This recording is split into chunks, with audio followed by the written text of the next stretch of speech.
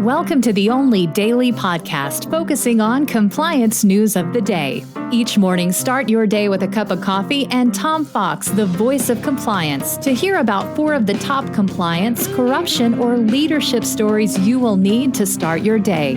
The Daily Compliance News is a production of the Compliance Podcast Network. First, a word from our sponsor.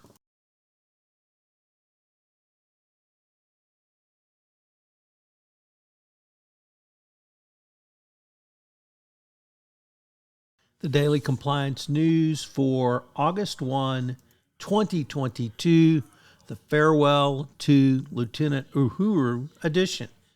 And we begin with 2 significant public figures who passed away on Sunday.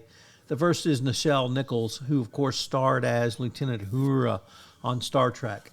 As reported by the Hollywood Reporter, a first-time contributor to the Daily Compliance News, she made history and earned the admiration of people up to and including Martin Luther King for her portrayal of communications officer Uhuru on Star Trek.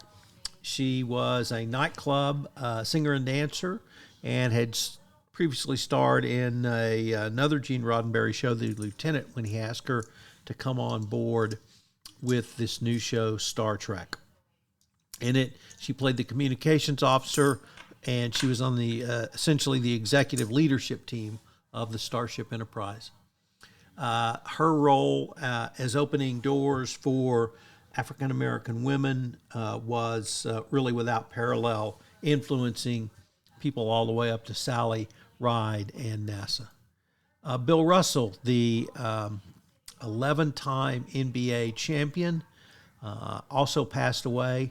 He was very well known for social activism work in race relations in the 60s and literally up until today.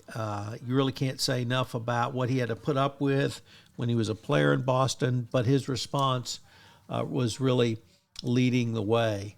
And Harry Edwards has said Bill Russell was the heir to Jackie Robinson. You can't have much more of a tribute than that. Our next article comes to us from Reuters, and this involves my favorite or former favorite ice cream, Bluebell ice cream.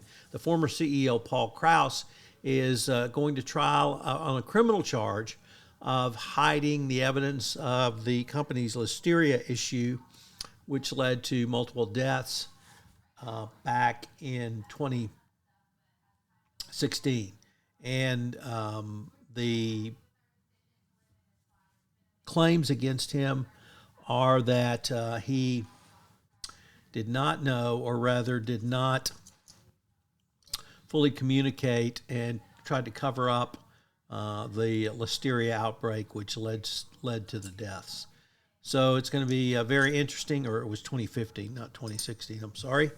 The scandal killed off Bluebell as being owned by the Krause family, which it had been for nearly 100 years.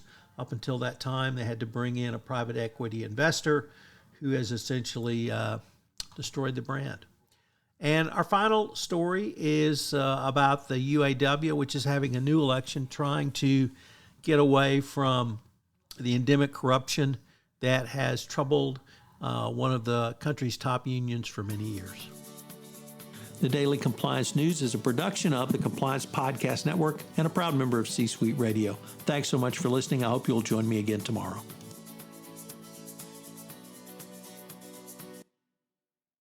This podcast is a part of the C-Suite Radio Network. For more top business podcasts, visit c-suiteradio.com.